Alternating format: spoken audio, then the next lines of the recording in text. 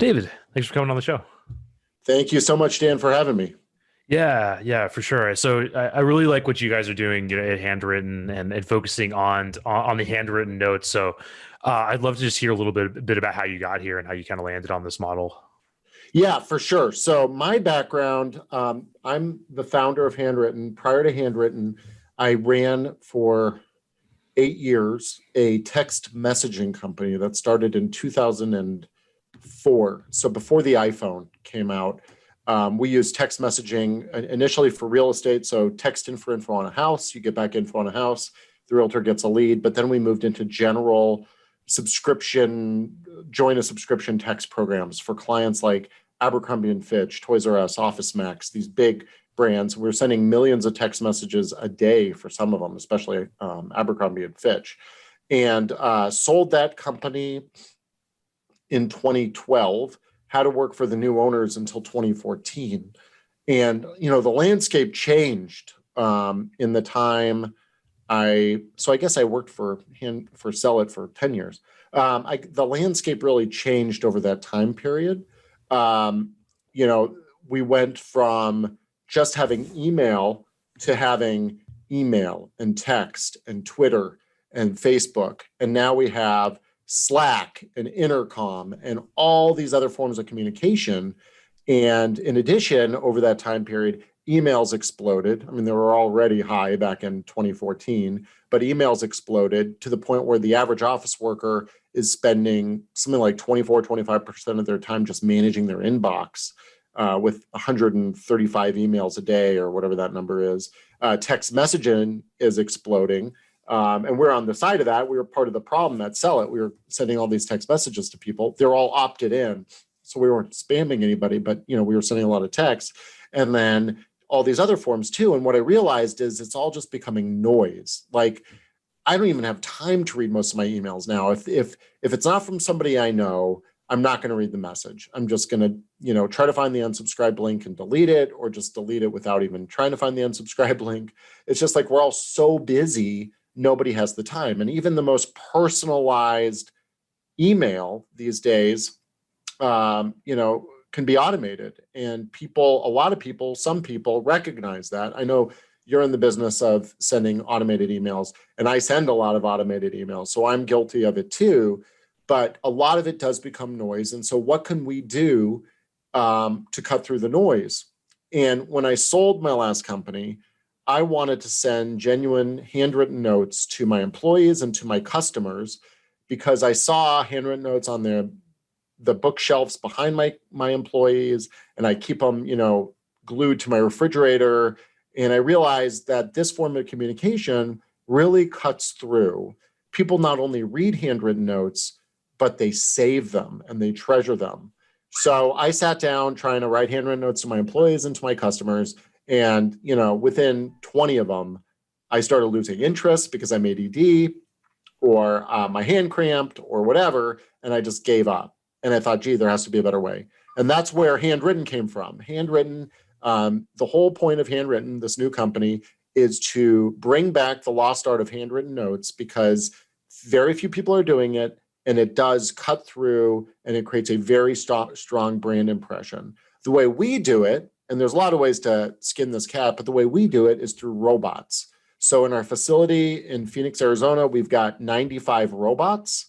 We're adding 10 more right now. And those robots hold real pens, and they write out your note, write out the envelope. We stick a real stamp on it, and we mail it on your behalf. And then we could also do business card inserts or gift card inserts and that type of thing.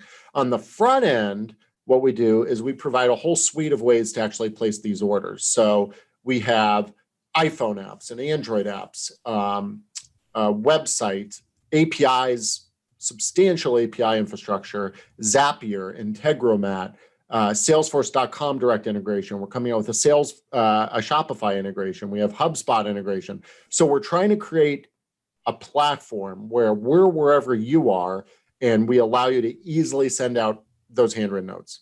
Sorry if that was a long-winded solution answer to your question. No, excuse me. That's great. And I think that regardless of the medium, it seems that it's all part of the same trend of personalization and having to do a lot more on perhaps a smaller list of people to kind of cut through the noise. Because, I know whatever it is, a few bucks to send a handwritten note, Yes. that's now creating a situation where this numbers game thing probably isn't going to work as well unless you have, a large company and a huge sales budget or something. So Oh, yeah. Yeah. We don't do handwritten lead generation really unless we've honed it, and we run the company unless we've honed in on who we're trying to target. It doesn't work. We're not saying there isn't a place for email or text or anything else.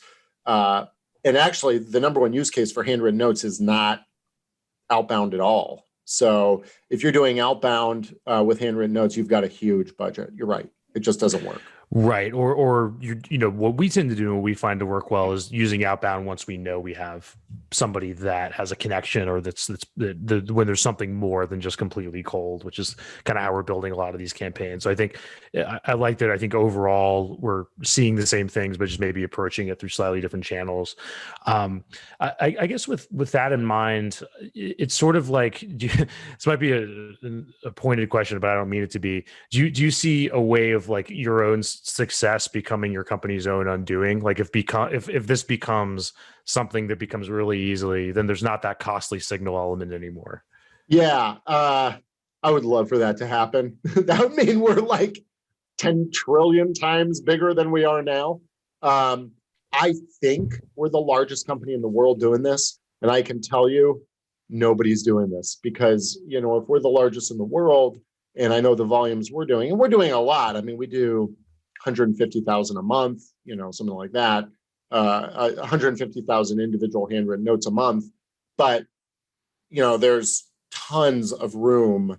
We're talking about, I mean, our clients run the gamut from individual realtors to mortgage brokers to snack boxes like meal box subscriptions to mattress manufacturers. I mean, it's universally, handwritten notes are almost universally applicable. So when you divide the universe of all these communication, of touch points of communication by 150,000, or I guess you inverse that, it's a very, very, very small number. So yes, eventually we might, start eating our own lunch, but I think it would take a lot to get there. Yeah, and I guess, have you seen any signals that the value of handwritten notes is changing? Do you think it's maintained? There's still sort of this premium put on it, or is there a situation in which people might be more skeptical of it? Or I've seen that happen with email, for example. So I'm just wondering what you're seeing on the front lines there. So far, it's been great. I think, you've used our service, so you're familiar with it. But if I were to send you a note, and you didn't know I'm the head of a company that sends robotically handwritten notes, and I said, "Hey, Craig, hey Dan, I have a friend named Craig Englander, so sorry." That's really that's Yeah. we'll talk Do you have after, because it might Yeah, be my let's. uncle. He's too young to be, unless he. Anyway, Yeah, maybe. I don't know. So if I said, "Hey Dan, what did you think of that note I sent you?" You'd say, "Oh, thank you so much. That was very thoughtful of you." If I sent you a note and I said, "Hey Dan, was that note written by a robot?" You're going to put it through a whole other level of scrutiny. And I think, in those situations, yeah, you might guess that it's written by a robot. But by and large, most of our customers, their clients never notice that. Even if they do notice it, they'd be like, "Gee, well, at least it just wasn't, another slick mail piece, or you didn't just text me thank you. You sent me something physical." So I think they still appreciate it. And really, while I said text thank you, that's really the use case for this, is sending thank yous to clients really to prospects and clients, whether appointment setting thank yous, or thank you for your purchase, or thank you for considering us, that type of thing. That's the number one use case, followed by holiday cards and birthday cards and that type of thing. And I could talk to you all about how people are using this. Apologies are another big one. We've got a meal box a snack box that does office snacks. So it's a B2B box play, and they send these snack boxes out to their clients every month or every 2 weeks. for employee snacks. And if they screw up, what they'll do is they'll send you a handwritten note apologizing for sending you the wrong box. Then they'll send you another box. So you get 2 times the snacks that month, and you also get a handwritten note. And obviously the double snacks helps a lot, but the handwritten note doesn't hurt. And what they find is people that they screw up with end up having a higher lifetime value than those that never screwed up in the first place. Yeah. So then what do? They start screwing up on purpose and sending everybody a second box of snacks and a handwritten note to really cement that relationship. That doesn't surprise me at all. That makes sense. One thing that, and I love the platform. I've used it for a number of campaigns now. But one thing that I found kind of interesting and a bit of a learning curve is that there's stuff that you would type that you would never handwrite. Just like various things that you type fast in email that I had to go back and think about and say, okay, there wouldn't be a slash here, or there wouldn't be this or that there. So I guess, is there anything that you found for not just like punctuation and stuff, but the way that you have to think differently about crafting words over handwriting versus text? Yes. Emojis, man, you'd be surprised how many people write less than 3 or colon parenthesis. And when we started this company, we didn't have the technology to filter it out and replace it with a correct heart or correct smiley. So we just deleted it altogether. Now we do insert a correct heart or a correct smiley or a sad face or whatever, and it looks great. But it's strange that somebody goes on our website or uses our iPhone app or Android app and types in less than 3 and wants us to write out it's very interesting. So that's one thing. Even just like little things. Sorry, I didn't mean to cut you off, but even just little things like saying "Hey Bob" instead of "Dear Bob," or you just don't tend to write that, but you write it. It's just weird little conventions that you don't think about until you're kind of put it in front of it. No, you're absolutely right. And we don't, when we started the company, we'd scrutinize every message and spell check it and stuff like that because we had the capacity. We weren't so busy where we couldn't. But it gets us in a funny position where then our customers expect that, but they don't pay for that. You know what I mean? Like they're paying a self-service rate and expecting a full service offering, which gets very sticky. So we've backed up and for the most part, unless it's egregious, we allow it. The one thing that we really, if we see it, we will fix it, but we don't, again, go out of our way to try to fix, is people enter the same word twice. Like they'll say, because when you're typing, it's stream of consciousness, and you might say the, or whatever. You start typing the word the, and then you walk away, grab a coffee, come back, type the again, and then the message.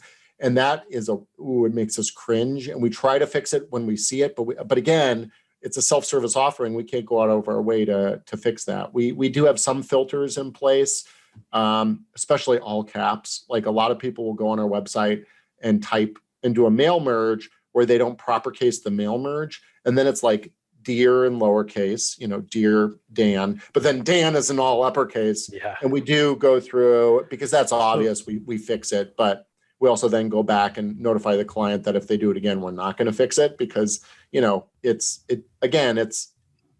not being paid for that. That makes sense. Like I could see that getting just a serious scope creep, but I think you kind of touched on an interesting point, which is the level of automation. And, for context, a lot of our listeners, maybe they're thinking about using this in the course of a sales CRM, and they have listed these prospects they want to send thank yous to or whatever.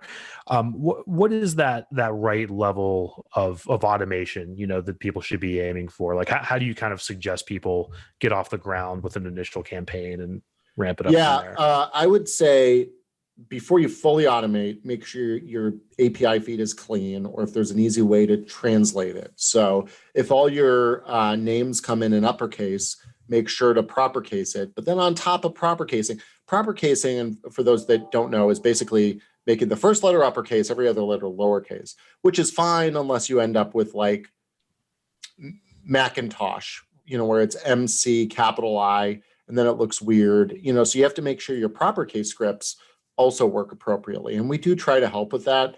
But I would say the first step is do a bulk upload as opposed to an actual API integration. And with those bulk uploads, you can kind of catch this, fix it easily. It's just basically an Excel spreadsheet that we would assist with. And we do, you can call our customer support a million times and we'll Zoom with you a million times to try to fix your Excel spreadsheets or whatever and get it right for your upload. So we are there to handhold. And if you want full service account management, we can provide that too. There is a pay for service there too. So it's not like we're going to say, hand you the keys and say, good luck with that. We will help you with that too. But it's really just, make sure your data is clean. With every upload or with every order, you also always get an email that says, these are the orders that went out. So please review those. And if there's any issues, we can always catch them and fix them. When you do go for the full API integration, a lot of our clients, what they do is they have an approval step. So they will send the data to a Google Sheet or something where somebody will have to check a box. Once that box gets checked, it goes through our system. We are going to be adding as opposed to placing an order API, it'll just go into the basket. So then you'll have to log into handwritten.com, or, if you choose this option, you'll log into handwritten.com, review your orders there, and then hit send. So you could collect orders for a few days, go into handwritten.com, check them all, and then hit send to make sure they're good. That will be an option very shortly. But yeah, for the most part, these things go off without a hitch. We have thousands of orders that come in from Zapier in particular. And for any of your clients that don't know what Zapier is, it's the coolest thing. It's basically API for people that don't know what an API is. So it's like Legos. Handwritten plugs into Zapier.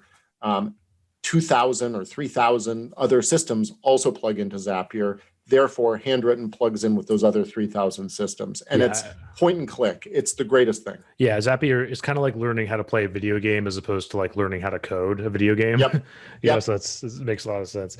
Yeah, it's super simple.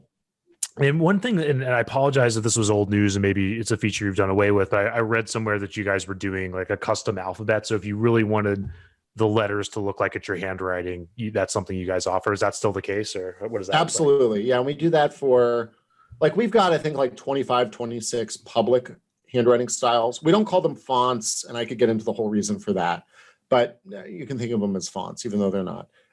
So we have 25 or 26 handwriting styles, and then we've probably got 70 or 80 private handwriting styles that you don't see. And those are just to people that pay for them.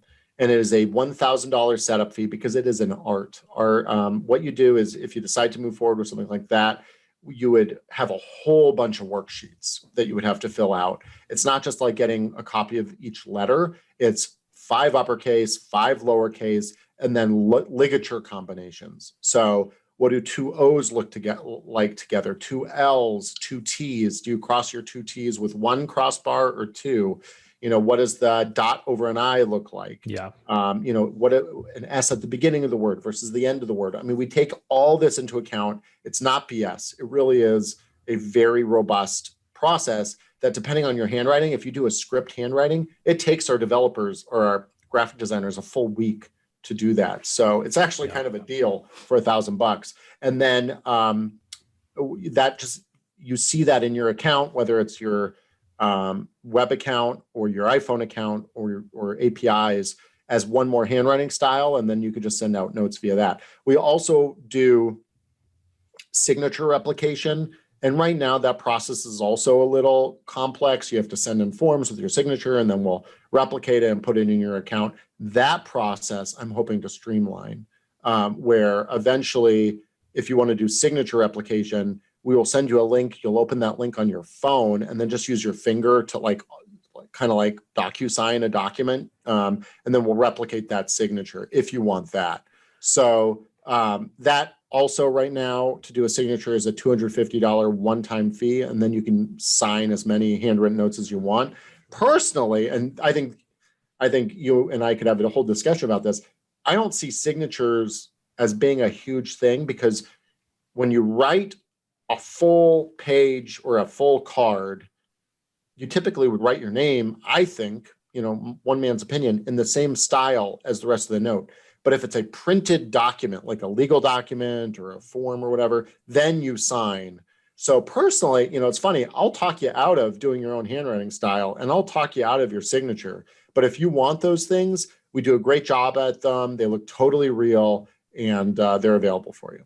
Right, right. That makes a lot of sense. And I'd love to get into the weeds on sales process a little bit. And we've used cards successfully. Again, as you mentioned, just kind of thank yous for people's Yeah. time, for getting on calls and stuff.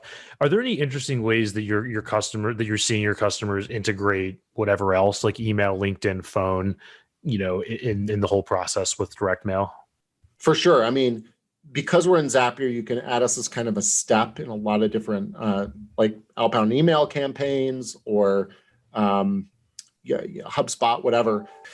So yeah, we can do that. We have one client. One of our biggest clients is a solar panel installer, and they install.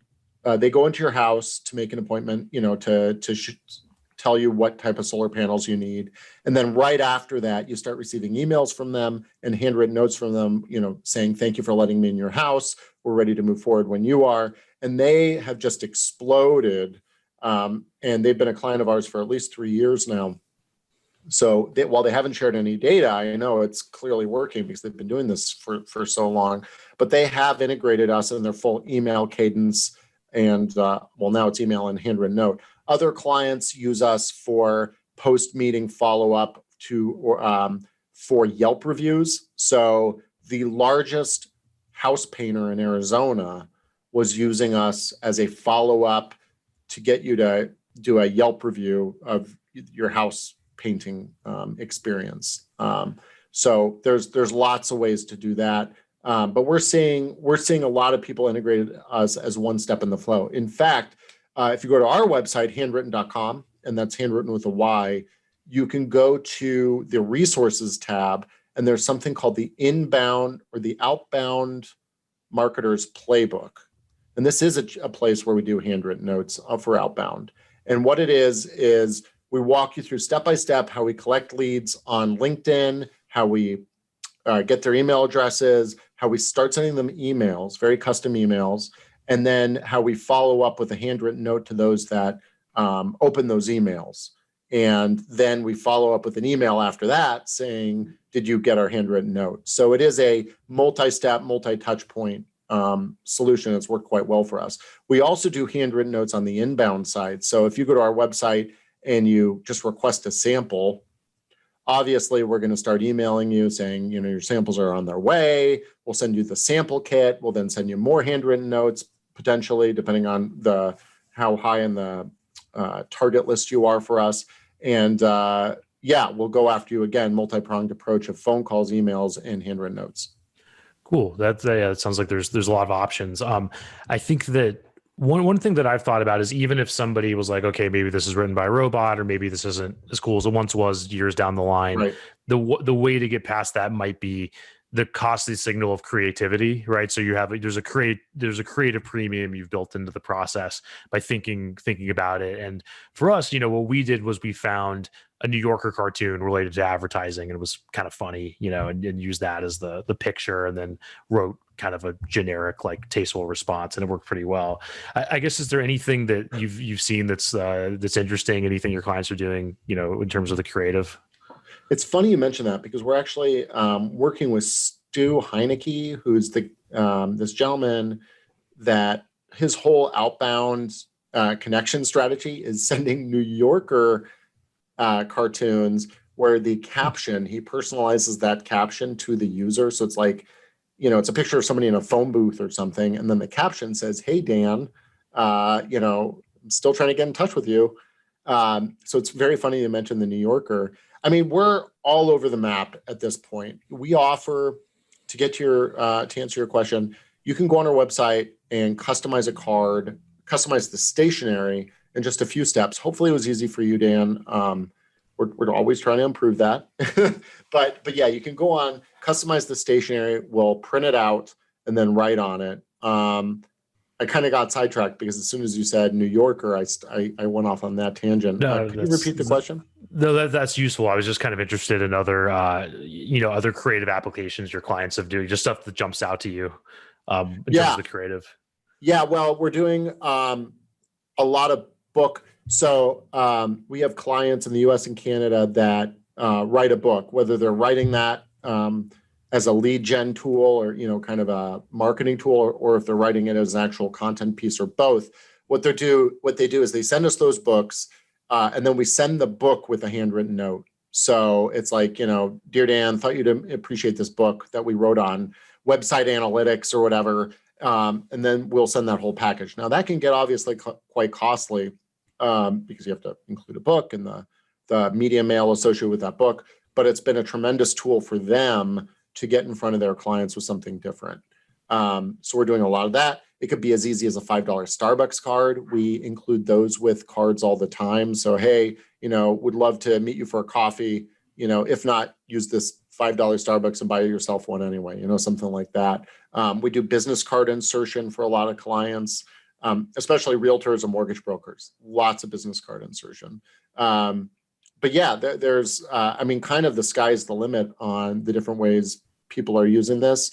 B2B specifically, we have a lot of very custom tailored where, yes, it might be an automated flow, but that note might be very custom to the user. Like, hey, we saw you came back to our site and wanted more information and downloaded our white paper. We hope you found that white paper useful.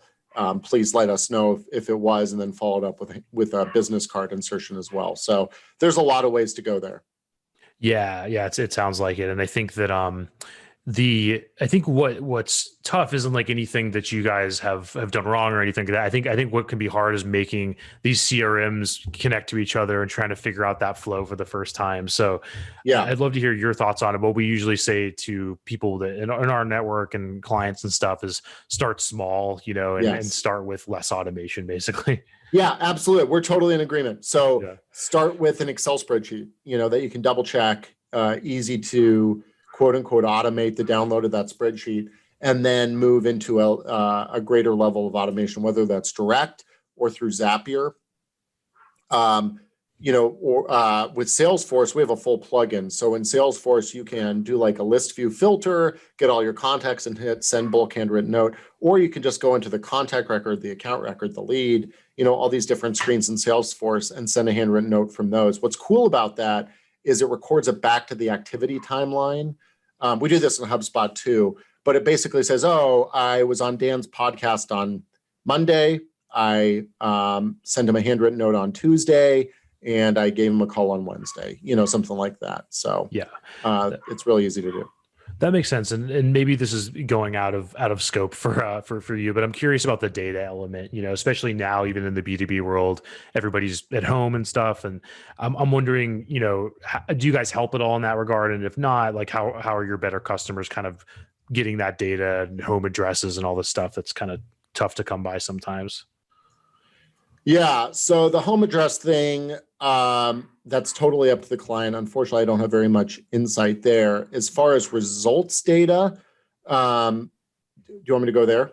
Sure, yeah. Yeah, so with results, like I was just talking to a client, they do HVAC systems for both commercial and residential. And what they find is they'll install your HVAC system, and then they need to get back in your home or business. I don't know. I think it's like 8 months or a year later.